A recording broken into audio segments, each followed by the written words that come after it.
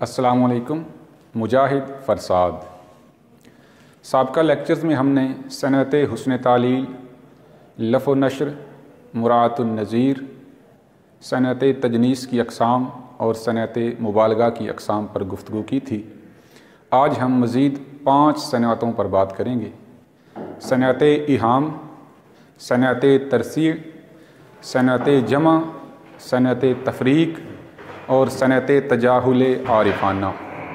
तो पहली सनअत हम देखते हैं, सनअत इहाम। सनअत इहाम के लुग़वी मानी क्या है? इहाम अरबी ज़ुबान का लफ्ज़ है जिसके लुग़वी मानी हैं वहम में डालना। अगर हम इसके इस्तिलाही मानी देखें तो वो सनअत जिसमें शायर एक ऐसा लफ्ज़ इस्तेमाल करता है जिसके 2 मानी होते हैं, एक करीब के और दूसरे बईद के। जब हम शेर पढ़ते हैं तो हमारा ज़हन फ़ौरन करीब के मानों की तरफ मुंतकिल होता है, लेकिन शायर ने उससे बईद के मानी मुराद लिए होते हैं। इसकी वजह तस्मिया क्या है, यानी सनअत इहाम को ये नाम क्यों दिया गया? चूँकि सनअत इहाम का जो शेर होता है उसको पढ़कर कारी और सुनकर सामे वहम में पड़ जाता है कि इसका कौन सा मफ़हूम मुतय्यन करूं, इसलिए इसको इहाम का नाम दिया गया। तो अब हम इसकी मिसालें देखते हैं। इसकी पहली मिसाल सैयद मोहम्मद शाकिर नाजी का शेर है। ये वो शायर हैं जिन्होंने ख़ुद को बानी इहाम कहा था। मौलवी करीमुद्दीन अपने तज़किरे में ज़िक्र करते हैं कि सैयद मोहम्मद शाकिर नाजी ये दूसरे नंबर पर बड़े इहाम गो थे। पहला दर्जा नजमुद्दीन आबरू का है। तो सैयद मोहम्मद शाकिर नाजी, उनका शेर देखते हैं। उसके रुखसार देख जीता हूँ, आरिज़ी मेरी ज़िंदगानी है। अब अगर हम इसका फ़ौरन मफ़हूम मुतय्यन करें, यानी ज़हन जिस तरफ पहले जाता है वो ये है कि आरिज़ी मेरी ज़िंदगानी है, यानी मेरी ज़िंदगानी मुख्तसर है। लेकिन इससे मुराद ये नहीं है। इससे मुराद है कि उसके रुखसार देख जीता हूँ। आरिज़ का मतलब रुखसार भी है, तो उस आरिज़ के लिहाज से शायर ने यहाँ पर आरज़ी का लफ्ज़ इस्तेमाल किया है, यानी महबूब के रुखसारों से ताल्लुक़ है मेरी ज़िंदगानी का। इसका मतलब ये बनता है। दूसरा शेर हम देखें, ये हकीम मोमिन ख़ान मोमिन का है। शब जो मस्जिद में जा फंसे मोमिन, रात काटी खुदा खुदा करके। अब इसमें अगर हम ये देखें कि फ़ौरन ज़हन किस तरफ मुंतकिल होता है, तो वो ये है कि अल्लाह का ज़िक्र करते हुए, खुदा का ज़िक्र करते हुए हमने रात काटी। लेकिन शायर की मुराद यहाँ ये नहीं है, बल्कि उनकी मुराद ये है कि मैं रात को मस्जिद में चला गया तो चूँकि मुझे इबादत की आदत नहीं थी, इसलिए मस्जिद में रात गुजारना मेरे लिए बहुत मुश्किल हो गया, खुदा खुदा करके, यानी बहुत मुश्किल से। इसके बाद हम देखते हैं सनअत तरसीह। तरसीह भी अरबी ज़ुबान का लफ्ज़ है जिसके लुग़वी मानी हैं तज़ईन, तरतीब और नगीना कारी। अगर इसके इस्तिलाही मानी देखें तो शेर के दोनों मिसरों में ऐसे अल्फाज इस्तेमाल करना कि जो आपस में हम काफ़िया और हम वज़न हों। कुछ इल्म बदी के माहिरीन ने इसके लिए काफ़िया और वज़न दोनों की शर्त लगाई है, लेकिन कुछ माहिरीन का कहना है कि सिर्फ़ हम वज़न अल्फाज भी हों जो आपस में मुकाबले में हों तो भी उसे सनअत तरसीह कहा जाएगा। अब हम इसकी मिसालें देखते हैं। पहली मिसाल, वहीदे यगाना रियाज़त में थे, जुनैद ज़माना इबादत में थे। यानी वहीद, जुनैद, यगाना, ज़माना, रियाज़त, इबादत, ये आपस में हम काफ़िया हैं और हम वज़न भी हैं।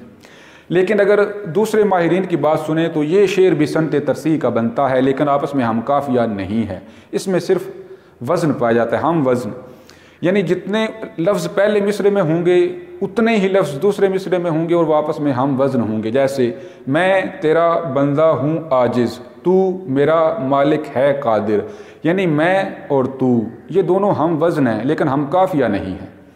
तेरा मेरा, ये यहाँ पर तो हम काफ़िया भी बन रहे हैं, लेकिन یہ صرف مثال برحال ہم وزن ہونے کی ہے، بندہ مالک، اب ان دونوں کا وزن بالکل برابر ہے، جو علم عروض کو جانتے ہیں وہ ذرا جلدی سمجھ جائیں گے۔ ہوں ہے، ان کا بھی وزن ایک ہے لیکن یہ آپس میں ہم کافیہ نہیں ہیں۔ عاجز قادر، ان دونوں کا بھی وزن ایک جیسا ہے لیکن یہ ہم کافیہ نہیں ہیں۔ تو یہ دونوں مثالیں ذہن میں رکھیں، زیادہ تر پیپر میں یہی مثال آتی ہے لیکن بہرحال یہ بھی آ سکتی ہے، اس لیے ان دونوں پر نظر رکھیں۔ اب ہم دیکھتے ہیں صنعت جمع۔ صنعت جمع کیا ہے؟ اس میں چند چیزوں کو جمع کیا جاتا ہے، پھر ان کو کسی خصوصیت کے تحت ایک حکم یا ایک بات کے لحاظ سے ان کا ذکر کر دیا جاتا ہے، یعنی ان کو ایک حکم کے تحت لایا جاتا ہے۔ مثلا بوئے گل نالائے دل دودے چراغ محفل، جو تیری بزم سے نکلا سو پریشان نکلا۔ اب اس میں بوئے گل، نالائے دل، دودے چراغ، یہ تین چیزیں ہیں، پھول کی خوشبو، دل کی آہیں اور چراغ کا دھواں۔ یہ اگر یہ بھی تیری محفل سے نکلیں تو پریشان ہو جاتے ہیں، یعنی ان تین چیزوں کو پریشانی کے تحت لایا گیا ہے، بوئے گل بھی، نالے دل بھی اور دودھ چراغ بھی، یہ تینوں پریشانی کے تحت آتے ہیں۔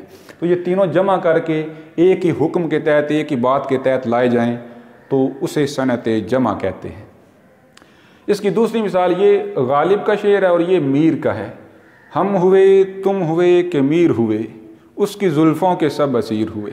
تو اس میں ہم، تم، میر، ان تینوں کو زلف کی اسیری کے تحت لایا گیا ہے، یعنی ہم بھی، تم بھی، میر بھی، یہ سارے زلف کی اسیری کے تحت لائے گئے ہیں۔ ان تینوں کو جمع کر کے زلف کی اسیری کے تحت لایا گیا ہے، تو یہ صنعت جمع ہے۔ صنعت تفریق، اس میں دو متضاد چیزوں کو ایک حکم کے تحت لا کر ان میں فرق بیان کیا جاتا ہے۔ اس میں جمع کر کے ایک چیز کے تحت لائے جاتے ہیں اور اس میں دو متضاد چیزوں کو ایک ہی حکم کے تحت لا کر ان میں فرق بیان کیا جاتا ہے۔ جیسے تجھ کو مسجد ہے، مجھ کو مے خانہ، واعظہ اپنی اپنی قسمت ہے۔ اب مسجد اور مے خانہ یہ متضاد ہیں اور ان کو قسمت کے تحت لایا گیا، یعنی ان میں جو فرق بیان کیا گیا ہے وہ ایک چیز کے تحت کیا گیا ہے۔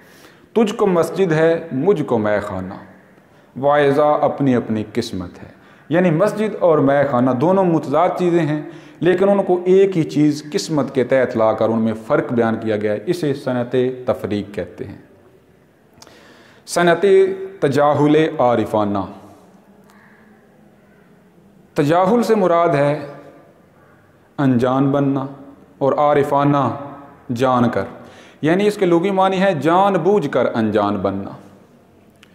اصطلاح میں وہ شعر جس میں شاعر جان بوجھ کر انجان بنتا ہے اسے صنعت تجاہل عارفانہ کہتے ہیں۔ مثلا تارے آنکھیں جھپک رہے تھے، تھا بام پر کون جلوہ گر رات۔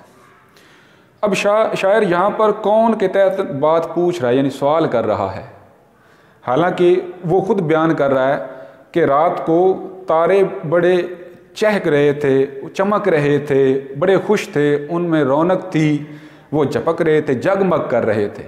کس لیے؟ تھا بام پر کون جلوہ گر رات، یعنی محبوب کی بات بھی کر رہا ہے لیکن سوال بھی کر رہا ہے، جان بوجھ کر انجان بن رہا ہے۔ وہ کون تھا جس کی وجہ سے تارے جگمگ کر رہے تھے؟ وہ اس کا محبوب تھا۔ بہت شکریہ۔